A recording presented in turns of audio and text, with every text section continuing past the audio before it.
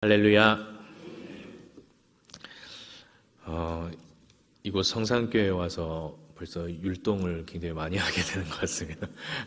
성탄 행사 때도 한번 했었고 오늘도 금요기도 때도 율동을 했었는데 이 말씀을 통해서 우리가 하나님이 주시는 특별한 은혜를 받아 누리시는 시간 되기를 원합니다. 여러분 결혼 준비를 사람들이 이렇게 결혼을 할 때 아주 오랜 시간 동안 이제 결혼 준비를 열심히 하게 되는데, 이 결혼 준비를 할 때 가장 고민되는 것이 무엇이라고 생각하십니까?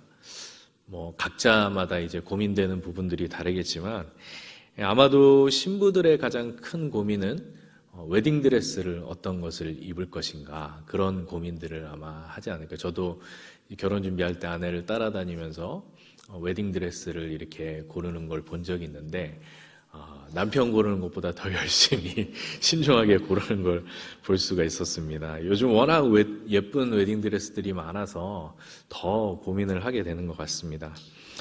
저 같은 경우에 가장 고민이 됐던 것은 이 결혼식에 참석할 인원이 얼마나 되는가, 이게 가장 큰 고민이었습니다. 왜냐하면 이 예식장을 예약할 때 가장 먼저 물어보는 것이 얼마나 하객이 옵니까? 라는 것인데, 이게 10명 차이로 몇십만 원이 왔다 갔다 하기 때문에 그 인원을 신중하게 결정을 해야 됐던 것이죠. 예상 인원을 많이 잡았는데 너무 사람이 적게 와도 곤욕이고, 또 예상 인원을 너무 적게 잡았는데 예상보다 사람이 너무 많이 와버려도 곤욕이라고 할 수 있겠죠. 오늘 본문에는 예수님께서 가나의 혼인잔치에 참석하시는 이야기가 나옵니다. 여기서도 이 혼주가 어떤 실수를 해서 예상 인원을 잘못 잡았는지 모르지만 이 포도주가 떨어지는 바람에 큰 곤란을 겪는 이야기가 나와 있습니다. 본문 1절에 보시면 예수께서 제자들과 함께 이 혼인잔치에 참석하신 때가 언제였다고 나와 있습니까? 사흘째 되던 날이라고 나와 있죠. 즉 사흘 전에 어떤 일이 있고 나서 가나에 오신 것입니다. 그 일은 바로 예수님께서 갈릴리 지역을 다니시면서 제자들을 부르신 일이었습니다. 예수님은 갈릴리에서 요한과 안드레와 시몬, 그리고 빌립과 나다나엘을 제자로 부르셨습니다. 그리고 이 제자들과 함께 오늘 이 혼인잔치에 참석을 하신 것이죠. 다시 1절에 보시면 그 자리에 예수님의 어머님 마리아도 와서 일손을 돕고 있었습니다. 이 가나라는 지역이 예수님의 고향인 나사렛 근처에 있었기 때문에 예수님은 그 제자들과 함께 친인척의 혼인잔치에 초청을 받으셨던 것 같습니다. 예수님 당시 유대인들의 혼례는 보통 밤늦게 시작을 했었습니다. 그래서 피로연이 보통 그 다음날 새벽까지 계속해서 이어졌었습니다. 예수님의 비유 중에서도 열처녀의 비유를 보시면 그 열처녀들이 한밤중에 등불을 들고 신랑을 맞으러 가죠. 근데 신랑이 늦어지자 그 중에 5처녀만 이제 신랑을 맞아서 혼인잔치에 들어가는 장면이 나옵니다. 이때도 혼인잔치가 한밤중에 시작하는 것을 볼 수가 있죠. 그런데 본문에 보시면 이렇게 혼인잔치가 한창 진행되는 가운데에 포도주가 떨어지는 일이 발생합니다. 포도주가 떨어진 것이 그리 큰 문제인가 싶지만 당시 유대인들의 문화에서 잔치에 포도주가 떨어지는 것은 손님을 무시하는 행위로 큰 결례에 해당했었습니다. 따라서 이 모든 잔치에는 포도주를 항상 여유 있게 준비해 놓는 것이 상식이었습니다. 심지어 이 고대 문헌에 보면 포도주가 떨어진 일 때문에 이 친척끼리 소송에 걸려서 벌금을 물었다는 기록이 있을 정도였으니 이 포도주가 떨어지는 일이 그 당시 혼인집에 얼마나 큰 위기였는지 알 수가 있을 것입니다. 그럼에도 불구하고 포도주가 잔치 도중에 떨어졌다는 것은 또 이 집이 그렇게 넉넉한 형편은 아니었다라는 것을 추측해 볼 수가 있겠죠. 이런 딱한 처지를 생각한 마리아가 예수님을 찾아가서 도움을 청합니다. 과연 마리아는 어떤 마음으로 예수님께 도움을 청했을까요?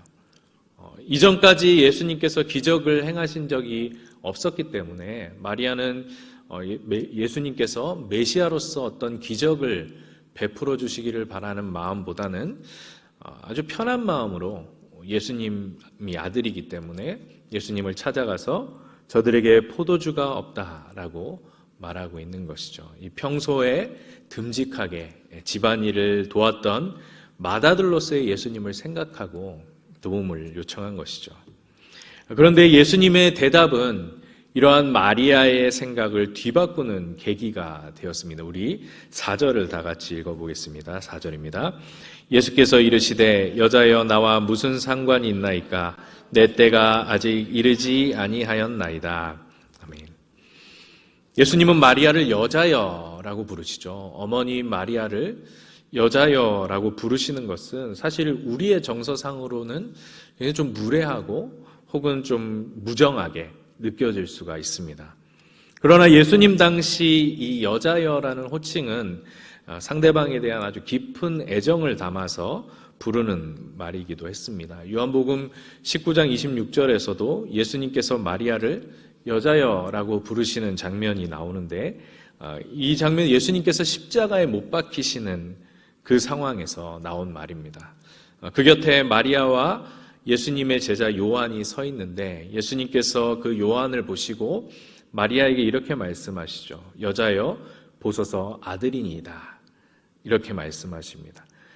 이 이후로 요한이 홀로 된 마리아, 이제 남편도 잃고 맏아들도 잃게 된 그 마리아를 자기 집에 모셨다라고 나와 있습니다. 이렇게 여자여라는 호칭은 아주 깊은 애정을 담아서 부르는 말이었음을 알 수가 있겠죠. 물론 당시에도 친어머니를 가리켜서 여자여라고 부르는 경우는 거의 없었습니다. 그러나 예수님께서는 본격적인 메시아 사역을 시작하신 후에 그 후로부터서는 마리아를 계속 여자여라고 부르십니다. 이는 예수님께서 이제는 더 이상 혈육이나 인정에 매여 계실 수 없는 분이라는 것을 알게 해주죠. 거기에 매여서는 결코 십자가를 지실 수 없기 때문이었습니다. 홀로 된 어머니를 두고 스스로 십자가에 달릴 맏아들이 어디 있겠습니까? 그러나 예수님은 온 인류를 구원할 메시아로서 이 십자가 사역을 감당해야 했기 때문에 더 이상 혈육의 관계로 마리아를 대할 수가 없었기 때문입니다. 그런 뜻에서 예수님은 마리아에게 여자여 이 일이 나와 무슨 상관이 있습니까? 라고 대답하신 것이죠.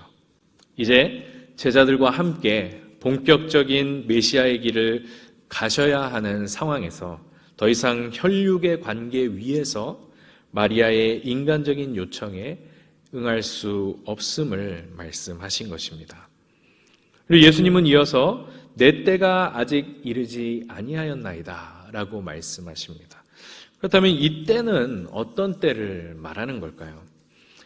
요한복음에서는 자주 예수님의 때에 대해서 말하고 있습니다. 그리고 이 때는 대부분 예수님께서 십자가에 달리시는 때를 가리킵니다.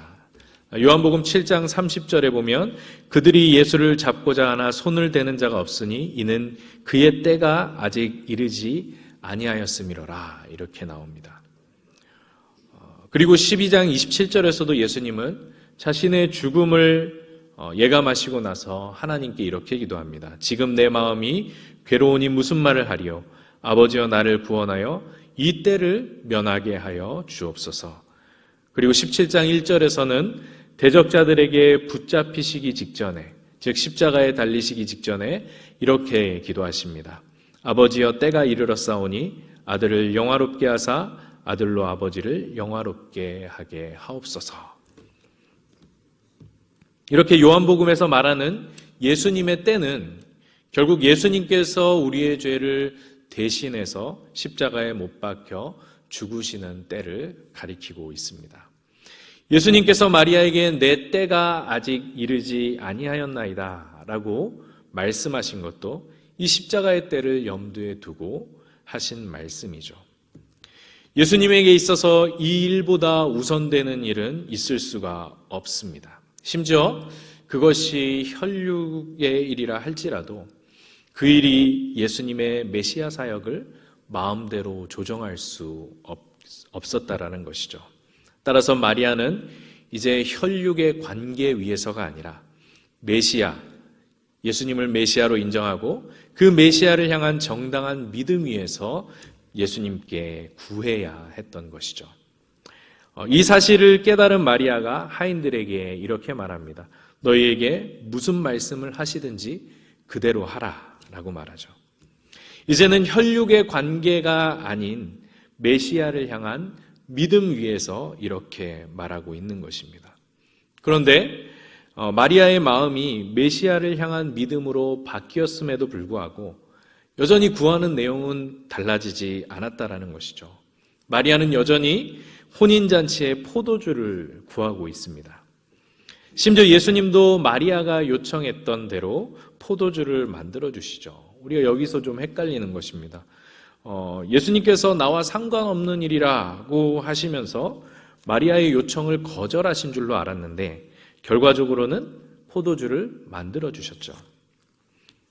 사실 본문의 초점은 이렇게 포도주가 만들어진 사실보다도 포도주가 어떻게 만들어졌는가에 관심을 두고 있습니다. 예수님께서 하인들에게 유대인의 정결 예식에 쓰던 돌 항아리에 물을 가득 채우라고 하시죠. 하인들이 그 말씀대로 물을 채우자 이제는 떠서 연회장에게 가져다 주라고 하십니다. 또 하인들이 그대로 순종했더니 그 물이 포도주로 변한 것이죠. 9절에 보시면 연회장이 물로 된 포도주를 맛보고 나서 어디서 났는지 알지 못했다고 나와 있습니다. 하지만 물도온 하인들은 알았다라고 기록되어 있죠. 심지어 이 포도주는 이전에 있던 포도주보다 더 좋은 품질의 포도주였다라고 말하고 있습니다. 요한복음을 기록한 요한은 11절에서 다음과 같이 결론을 맺습니다. 우리 11절을 다 같이 읽겠습니다.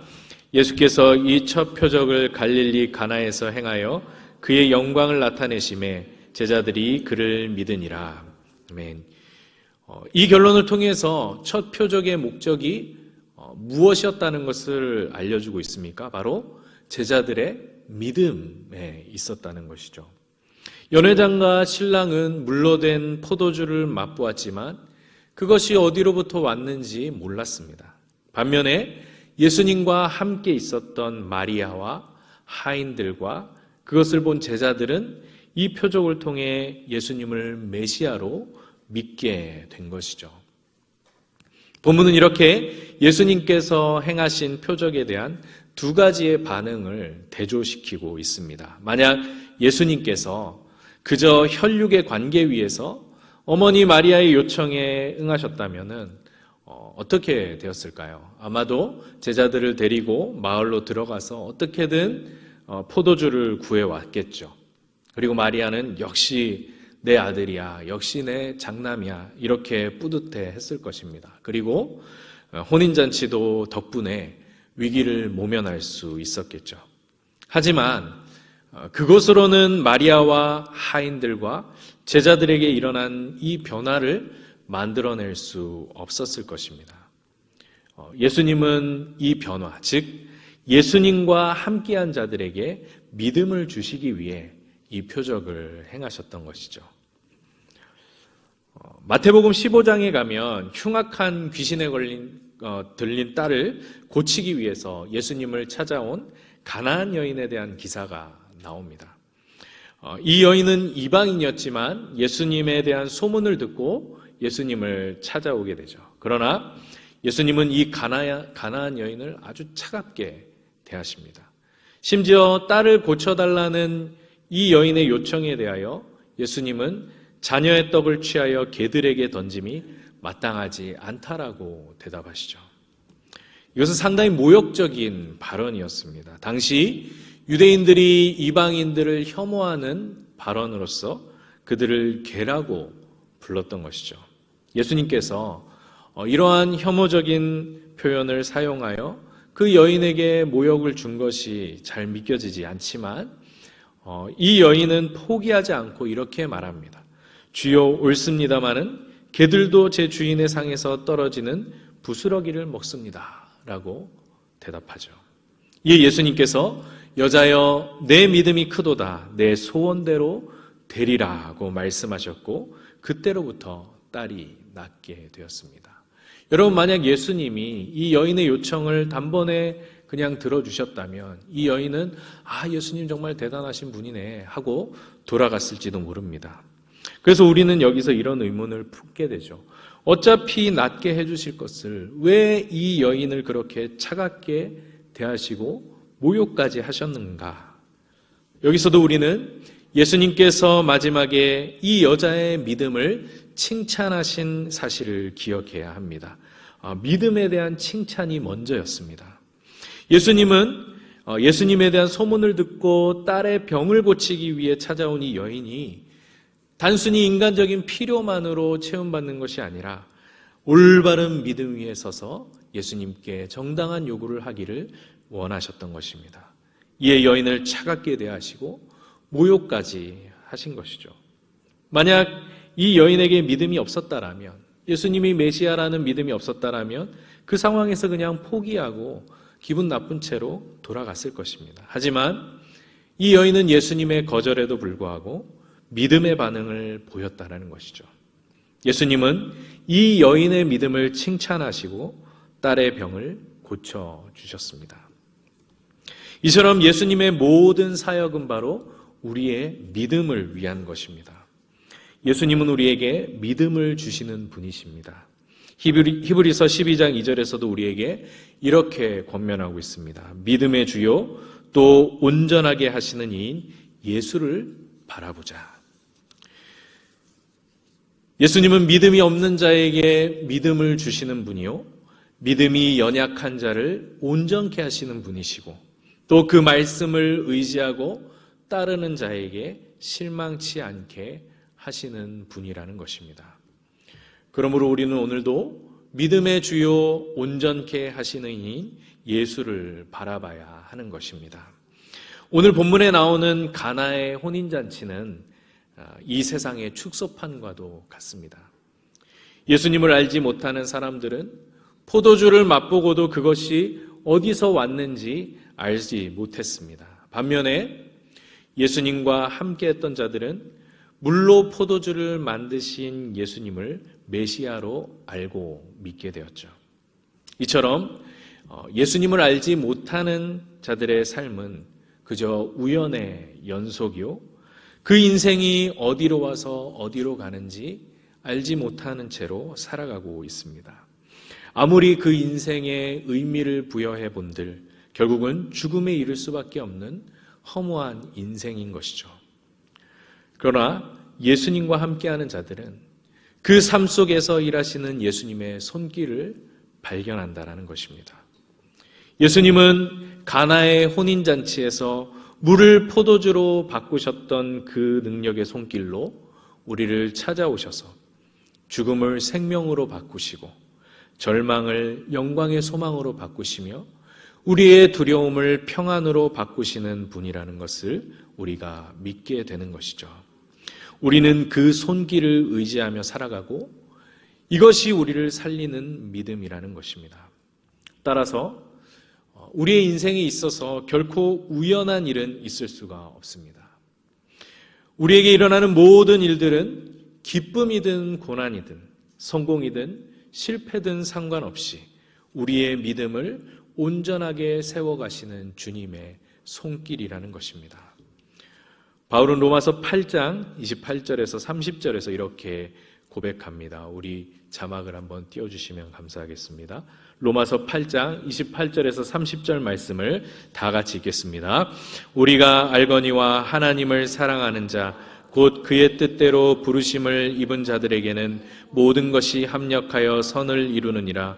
하나님이 미리 아신 자들을 또한 그 아들의 형상을 본받게 하기 위하여 미리 정하셨으니 이는 그로 많은 형제 중에서 맏아들이 되게 하려 하심이라.